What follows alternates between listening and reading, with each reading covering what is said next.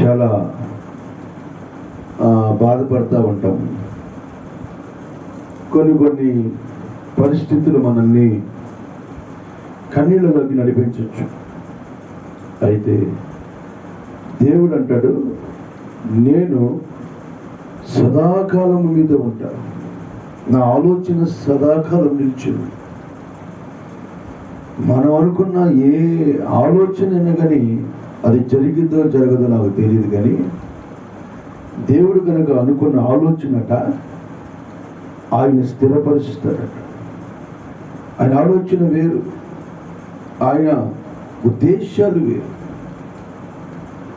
అందుకనే ఈరోజు దేవుడు ఆలోచన ప్రకారంగా జరగాలి.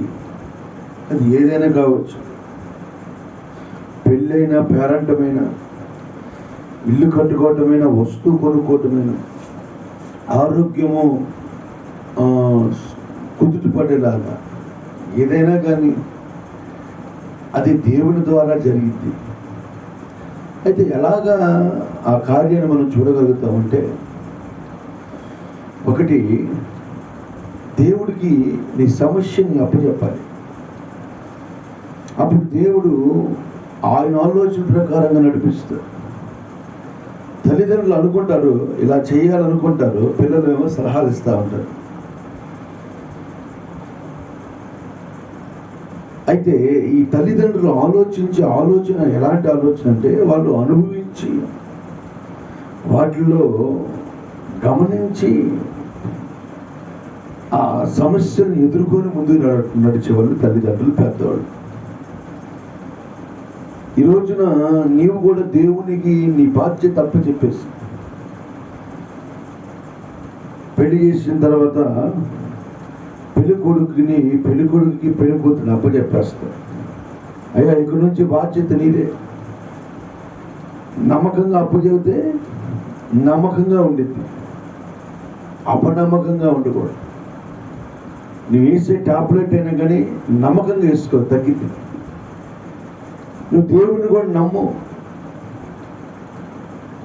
ఈ మత్తయి సువార్త 11:28 వాక్యంలో మాట ఉంటే, దేవుడు నీ పరుల భారం యెహోవా మీద మోపుము, ప్రయాసపడి భారం మోస్తున్న సమస్త జనులారా నా యొద్దకు రండి, నేను మీకు విశ్రాంతి ఇస్తాను అంటాడు దేవుడు. భారం ఎవరి మీద మోపాలి? దేవుడి మీద మోపాలి. అప్పుడు ఖచ్చితంగా దేవుడి ఆలోచన ప్రకారంగా నడిపిస్తాడు. కానాను పెళ్లి విందులో ద్రాక్షారసం అయిపోయింది. వాళ్ళు కొనుక్కోవడానికి మళ్ళీ తాగడానికి అవకాశం లేదు. వారు సొంత ప్రయత్నాలు చేయలే. వెంటనే మరమతల దగ్గరికి వెళ్ళారు. అమ్మా, ఇది ద్రాక్షారసం అయిపోయిందమ్మా అంటే, అప్పుడు అవనిది నా దగ్గరికి వస్తే ఏం ప్రయోజనమయ్యా?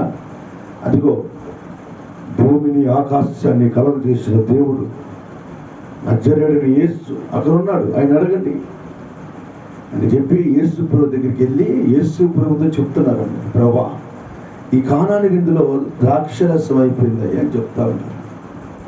అప్పుడు వాళ్ళు ఏమన్నారంటే, అప్పుడు యేసు ప్రభు ఏమన్నాడంటే, ఈ ఖాళీ రాతి బాణం నిండా నీళ్ళిపోయింది అనగానే వారు మారు మాట మాట్లాడలా. ఈ రోజున ఒక విషయం మనం చెప్పామనుకో, ఇది ఎందుకు, అది ఎందుకు, అలా ఎందుకు, ఇలా ఎందుకు ప్రశ్నలు వస్తాయి. నీ జీవితంలో కొన్ని అనేకమైన ప్రశ్నలు నీకు ఎదురొస్తూ ఉంటాయి. ఈ వచ్చి ప్రతి ప్రశ్నకి నువ్వు కంగారు పడాల్సిన అవసరం లేదు. ప్రతి సమస్య నిన్ను శోధిస్తున్నప్పుడు ఆ శోధనలో నువ్వు కలవరపడాల్సిన అవసరం లేదు. ఎందుకంటే దేవుడు ఉన్నాడు కదా. వాళ్ళు కూడా ఆ 6 రాతి పాలన నీళ్లు పోసిన తర్వాత యేసు ప్రభు దగ్గరికి వెళ్ళి, ప్రభా, నీవు చెప్పినట్టుగా మేము రాతి పాలన నీళ్లు పోస్తామయ్యా.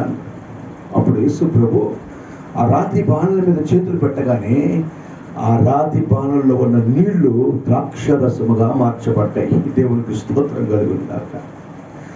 వెంటనే ఆ పెళ్లి విందులో వాళ్ళందరూ పోస్తున్నారు, తాగుతున్నారు. అబ్బా, ఎంత చిక్కని ద్రాక్షరసం మేము ఎక్కడ తాగలేదే, ఏంటబ్బా అని అతిథులు వచ్చిన వాళ్ళు, పెళ్లికి వచ్చిన వాళ్ళందరూ సంతోషపడ్డారు.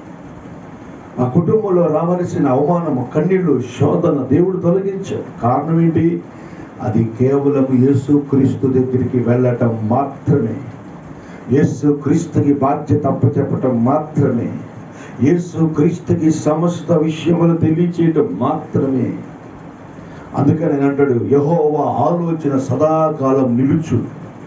ఈ రోజులో నీ కుటుంబంలో ఆయన ఆలోచన సదాకాలం నిలిచింది. ఈ రోజు నీ వ్యాపారంలో ఆయన ఆలోచన సదాకాలం నిలిచింది.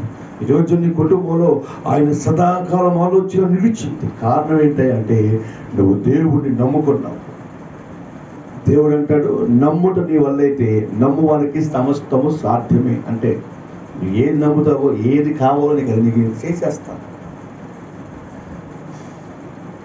అందుకని దేవుని తప్పు చెప్పండి మీ బాధ్యతలు. నిశ్చయంగా నా ప్రభు మీకున్న ఆ ప్రతి సమస్యల నుంచి విడిపిస్తాడు. దేవుడి మాటలు దీవించును గాక.